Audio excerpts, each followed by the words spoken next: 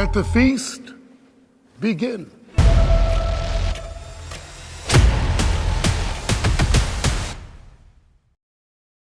سلام، خیلی خوش اومدید به چنل زیرو گیمینگ. واسهتون این سری کانتنت درست کردم از بازی رایز آف کینگدام، ایونت سرولی. میخوام بهتون یاد بدم چجوری بازهای لجند رو به آسونی و راحتی بزنید. اسکیلایی که این سری دارم 50% هلس هست و 10% مور دمیج و یه پویزن روی زمین هست که شما رو دمیج میده و خود باس و بربرهای دیگر رو هیل میکنه. اسکیلا به 3 دسته تانک، دی پی اس، ساپورت تقسیم میشن. اگه بخوام توضیح بدم، تانک بعد اسکیل اولش حتما روی تاند باشه که شما باس رو صدا میزنید، کال میکنید. اسکیل دوم بعد روی شتر آرمور باشه که یه دیباف هست تا 3 بارم استک میشه روی باس. و اسکیل آخر هم میتونید روی امرجنسی هیلینگ بذاریدش که شما رو هیل میکنه. قسمت دی پی اس اگه خواستید بردارید بعد روی سویج اتک باشه حتما. این هم به اصطلاح خودمون استک میشه. قسمت دوم بعد روی قسمت ویکنس باشه. این قبلا استک میشده ولی رو آپدیت جدید دیگه استک نمیخوره. و قسمت آخر همون امرجنسی هیلی. و اسکیل بعدی ساپورت هستش که من توصیه نمی کنم ولی اگه خواستید بردارید اولی بعد روی هیلینگ لایت باشه که یه هیل خیلی سنگین میکنه. قسمت دوم روی دزلینگ بعد باشه و قسمت بعدی هم روی امرجنسی هیلینگ. و اگه بخوام شاپ هم یه توضیحی بهتون بدم که بدونید تو شاپ چجوری خرید بکنید. اگه کیرا رو مکس ندارید حتما مجسمه های کیرا رو بردارید و در قسمت بعدیش میتونید بیا سراغ متریال ها رو بردارید حتما. و بعد پایین تر میتونید از اسپیداپ استفاده کنید، اسپیداپ، تلپورت و گلدن کی. بعد اگه کوین اضافه تر هم داشتید میتونید روی قسمت ریسورس ها خرج کنید. من بهتون میگم گلد رو بردارید. بین استون و فود و وود دیگه این انتخاب با شما هستش. بریم سراغ زدن باس ها. بهتون توضیح بدم باس ها رو به چه صورت میتونیم بزنیم. باس اولو میبینید من با نفسکی جوان میام بیرون. فریدا هستش. این باس آیس میکنه خودش رو، بعد اینو در نظر داشته باشید.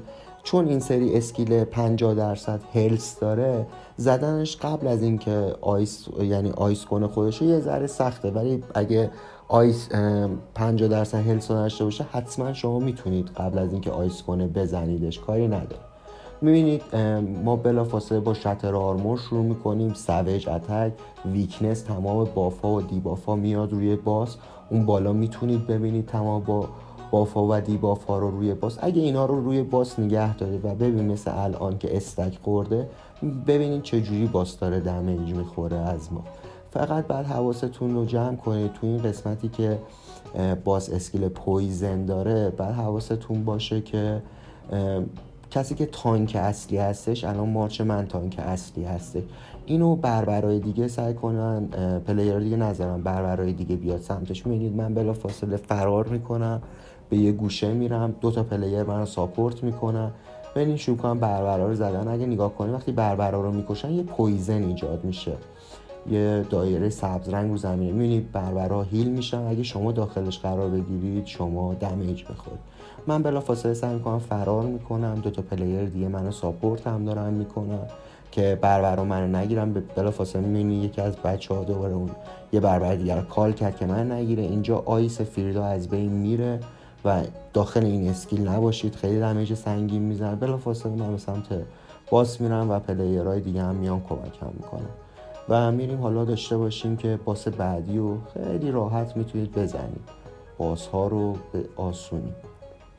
باس بعدی که واسهتون در نظر گرفتیم باز هم به همون صورت من دوباره با نفسکی و جوان میام بیرون. خیلی راحت آسون دکار هستش این باس. میبینید 3 تا تانک، 2 تا دی پی اس. من بلافاصله با سویج اتک شروع میکنم. دی پی اس هامون بلافاصله ویکنس رو روش میندازم و سویج اتک رو روی باس میندازم. فقط تنها نکته این باس اینه که بلافاصله پوزیشنتون رو درست کنید. میبینید آبی و قرمز بعد کنار همدیگه قرار بگیرن که به همدیگه دمیج نزنن. این باس هم بسیار آسون هستش. ما اصلا تکون نمیخوریم، اصلا نیازی نیست بریم اون پایین و چیزایی که با سامن کرده رو بزنیم، چون قبل از اینکه بتونه اسکیل نهایی بزنه ما زدیمش. به این صورت میریم سراغ باس بعدی. در اینجا باس دو برادر هستش که این هم زیاد کاری نداره، فقط بعد در نظر داشته باشید که یک پلیر یکی از تانکاتون به سمت یکی از باس ها میره و بقیه پلیرها به سمت یه باس دیگه میرن. برای اون پلیری که تک هست بافش رو روی باسی که ما داریم میزنیم میندازتش. بله میبینید تمام باف ها روی باس قرار میگیره و به آسونی شما میتونید باس ها رو بزنید. فقط یه نکته که این باس داره، یه بربره که میبینید سامن میشه، حواستون باشه این بربره رو نکشید، چون اگه بکشید باس رو هیل میکنه. این بربر اگه به یه باس اونوری برسه، به برادرش برسه، ناپدید میشه از روی نقشه و نیاز نیست شما بکشیدش. حتی این بربر رو میبینید ناپدید میشه و زیاد کشتن میگم. این باس ها فقط مهمترینش اینه که بتونید باف ها رو نگه دارید روش و میبینید بربر بلا فاصله تا سامن میشه بچه ها جاشون رو عوض میکنن که اسکیل نزنن، بربر رو نکشن و خیلی راحت بتونن این باس ها رو بزنن و مشکلی نداشته باشه. و میبینید اینجا دیگه انقدر آسون و راحت ما داریم میزنیم که خیلی راحت میریم سراغ باس بعدی. باس بعدی که واسهتون در نظر گرفتیم مثل همه باس ها باز هم ما با 3 تا تانک و 2 تا DPS میایم داخل. آستریت هستش این باس. این باس هم زدنش هیچ کاری نداره، فقط چند تا نکته من بهتون میگم اینو بدونید. واسه این باس اینه که تانکی که اول من هستم تانک میکنم این باسو، فقط وسط های فایت یه فلش روی یه پلیر میاد، بلافاصله اون پلیر بعد از باس فاصله بگیره و فرار کنه بره و باس چند ثانیه دنبال اون پلیر میره، بعدش دیگه بیخیالش میشه و شما میتونید برید میره رو فیز دو شما دیگه نمیتونید تانک کنید، یه تانک دیگه بعد تانک کنه که شما دیباف روتون هست و این باس هم خیلی آسون و راحت میتونید بزنید. پلیر فرار میکنه و فیزش عوض میشه و تموم میشه میره. این باس هم کاری نداره، واسه همین بریم سراغ باس بعدی ببینیم که باس بعدی واسه همون چی داره. بله باس بعدی هم به همون صورت با 3 تا تانک 2 تا DPS ما میریم سراغش. این باس هم اصلا کاری نداره، حالا بعضیا میگن سخته ولی نه اینقدر سخت نیست، فقط چند تا نکته داره این باس که باید حتما رعایت کنید.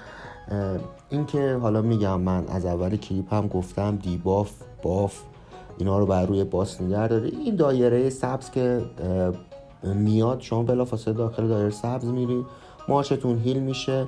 اگه داخل دایره سبز نرید و اونور بمونید یه اسکیل دمیج خیلی سنگین از باس میخوره و همین. ببینید بلافاصله ما هم سویج اتک هم ویکنس هم شتر آرمور رو داخل این باس روش استک میکنیم و خیلی آسون این باس ها رو میزنیم. این باس هم زیاد کار خاصی نداره، فقط نکتهش همینه که باید به سمت اون دایرهای سبز حرکت کنید و داخل دایرهای سبز قرار بگیر. حالا یه سری میان گوشه مپ این باس رو میزنن، به نظر من اصلا نیازی به این کارا نیست. این باس ها خیلی راحت میتونید بزنید، اصلا 20% هم که میاد پایین دیگه اصلا میتونید جابجا نشه. من واسهتون یه سری هایلایت هم گذاشتم، در آخر میتونید هایلایت ها هم ببینید. مرسی، ممنونم که منو دنبال کردید.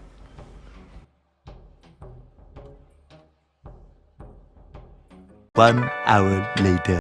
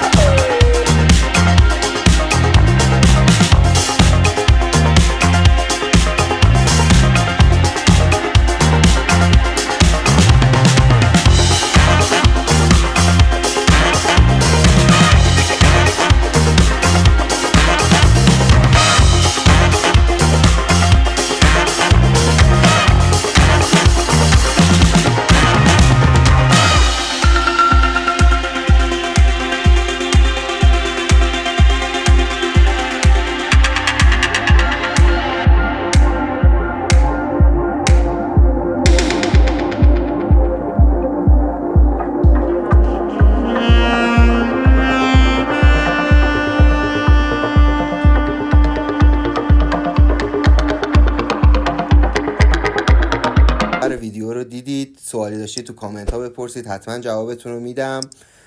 لایک و سابسکرایب فراموش نشه. بدرود.